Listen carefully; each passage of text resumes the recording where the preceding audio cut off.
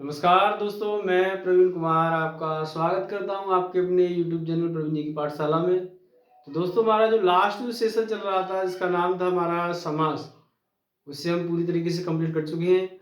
और आज दोस्तों हम अपना नया सेशन शुरू करते हैं जिसका नाम है कारक। तो न ज़्यादा समय लेते हुए दोस्तों चलते हैं आज के सेशन की ओर, जिसका नाम है कारक। और देखेंगे सीखेंगे कारक क्या होता है, किन अक्षरों को, किन शब्दों को कारक कहते हैं, उनकी पहचान क्या होती है, कहाँ पर वो प्रयोग होते हैं और किस तरीके से उनको जांचा जाता है। तो चलते हैं दोस्तों आज के सेशन की ओर, जिसका नाम है कारक। तो दोस्तों आज का जो सेशन है कारक है, और आज हम शूट कर रहे हैं कारक का पार्ट नंबर 1। क्या शूट कर रहे हैं दोस्तों? कारक का पार्ट नंबर 1। कारक को दोस्तों दूसरे शब्दों में परसर्ग भी कह देते हैं। जो कारक चिन्ह होते हैं उनको दूसरे शब्दों में क्या कहते हैं दोस्तों? परसर्ग भी कह देते हैं। क्या कहते हैं दोस्तों? परसर्ग भी कह देते हैं। इसकी परिभाषा में लूंगा यहां पर कि जिन शब्दों का संबंध या वाक्यों में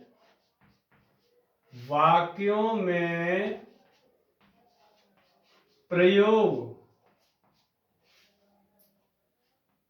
हुए,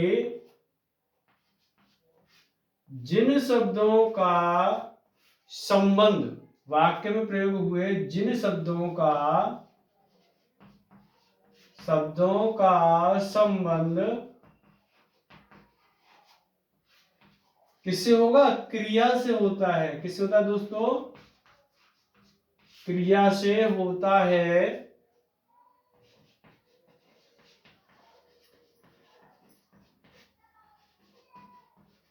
उसे क्या कहेंगे दोस्तों? कारक कह देते हैं। क्या कहते हैं दोस्तों? उसको कारक कह देते हैं। यहां मैं फिर से रिपीट करूंगा कि वाक्यों में प्रयोग हुए जिन शब्दों का जिन शब्दों का संबंध किससे होता है दोस्तों? क्रिया से होता है। उसे क्या कहते हैं? कारक कह देते हैं। कारक जो होते हैं हमारे दोस्तों 8 प्रकार के होते हैं।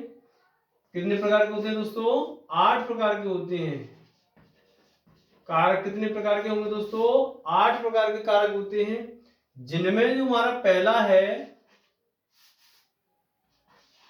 पहला होगा हमारा कर्ता कारक। इसकी पहचान होती है कि ये ने आता है। क्या आएगा दोस्तों? ने। दूसरा कारक होगा कर्म कारक, जिसकी पहचान होती है को, यानी को शब्द आएगा उसमें। अगला जो हमारा कारक होगा करण कारक होगा दोस्तों, उसकी पहचान होगी से। क्या होगी दोस्तों पहचान? से। तो इसको क्या बोलेंगे? कर्ता ने कर्म को करण से। और अगला जो हमारा बन जाएगा वो होगा संप्रदान। क्या होगा दोस्तों? संप्रदान। इसका मतलब होता है के लिए। क्या होगा? के लिए या वास्ते। क्या होगा? वास्ते। अगला हमारा आएगा दोस्तों अपादान। क्या आएगा दोस्तों? अपादान। कौन सा कारक आएगा? अपादान। अपादान में होता है से। और यहां दोस्तों जो भाव होगा वो कौन सा भाव होगा? अलग होने का भाव होगा। कौन सा भाव होगा दोस्तों?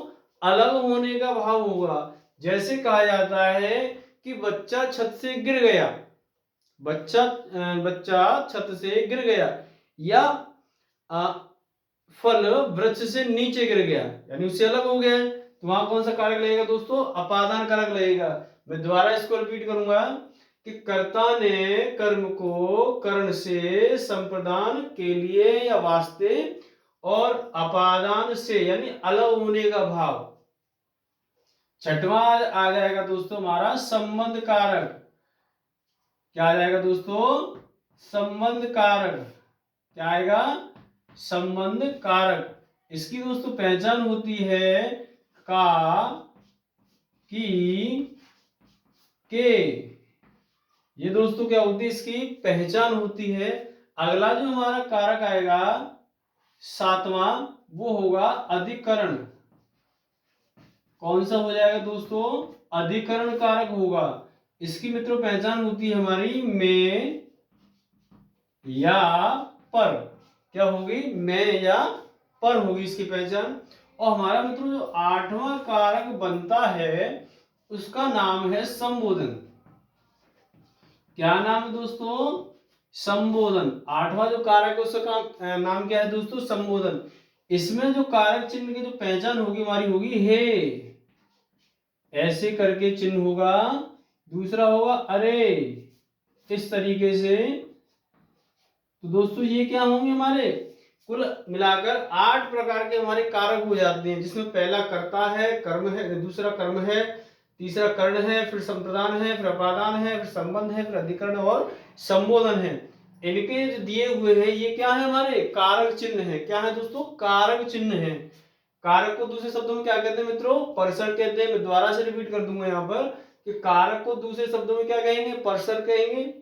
इसकी परिभाषा होती है कि वाक्यों में प्रयोग हुए वे शब्द जिनका संबंध किससे होगा? क्रिया से होता है, उसी को हम क्या कह देंगे? कारक कह देंगे दोस्तों। क्या प्रकार के कारक होते हैं दोस्तों? 8 प्रकार के कारक होते हैं। तो इसकी पहचान डायरेक्ट हम यहाँ पढ़ चुके हैं अब तक। और साथ में दोस्तों एक विशेष नोट पॉइंट हमारा आता है यहाँ पर। यहाँ मैंने एक नोट पॉइंट ले लूंगा इस तरीके से। नोट पॉइंट के आधार पर कि देखिए हमारे किशोरी दास वाजपेयी, आचार्य किशोरी दास वाजपेयी, किशोरी दास वाजपेयी, आचार्य किशोरी दास वाजपेयी के अनुसार, आचार्य किशोरी दास वाजपेयी के अनुसार भाई कारक 6 प्रकार के होते हैं। कारक 6 प्रकार के होते हैं। कारक 6 प्रकार के होते हैं। इन्होंने, ध्यान सुनिएगा, इन्होंने, किसने? किशोरीदास वाजपेयी जी ने भाई एक संबंध, एक है अधिकरण, सॉरी माफी चाहूंगा, संबोधन, संबंध और संबोधन, कारक का संबंध किससे नहीं माना है? क्रिया से नहीं माना है। कारक का संबंध क्रिया से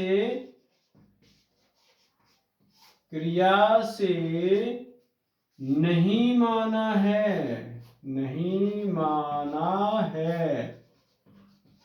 उम्मीद करूंगा दोस्तों आपका यहाँ तक पूरा क्लियर होगा। और फिर भी अगर आपको दोस्तों यहाँ किसी प्रकार की कैसी भी आपको दोस्तों कमी दिखाई देती है तो आप तुरंत ही उसे कमेंट सेक्शन में टाइप कीजिएगा, जिससे कि जो कमी हुई है उसे आगे हम बेहतर से बेहतर सुधारने का पूरा प्रयास कर सकें। तो एक बार फिर से दोस्तों रिपीट करूंगा यहाँ पर कि कारक क्या होता है? कारकों को दूसरे शब्दों में परिसर कह देते हैं। परिभाषा होती है दोस्तों इसकी कि वाक्यों में प्रयोग हुए वे शब्द जिनका संबंध किससे होता है? क्रिया से होता है, उन्हीं को क्या कह देते हैं? कारक कहते हैं। क्या प्रकार के होते हैं दोस्तों? ये 8 प्रकार के होते हैं, जिनमें कर्ता है, कर्म है, कर्ण है, संप्रदान है, अपादान है, संबंध है और अधिकरण है और संबोधन है। कर्ता ने कर्म को कर्ण से, संप्रदान के लिए अपादान से अलग होने का भाव, संबंध है हमारा काकी के, अधिकरण है में पर, संबोधन होगा दोस्तों हे और अरे। इस तरीके का हमारा ये कैसा हो जाएगा? जो है कारक हो जाएगा। साथ में हमारी जो नोट पॉइंट आया था हमारा कि आचार्य किशोरीदास वाजपेयी के अनुसार कारक क्या प्रकार के होंगे दोस्तों? 6 प्रकार के कारक होते हैं, जिनमें जो हमारा संबंध कारक है और संबोधन कारक है, इनका संबंध किससे नहीं होता है? किससे नहीं होता? क्रिया से नहीं होता। ये किसने कहा है? किशोरीदास वाजपेयी जी ने।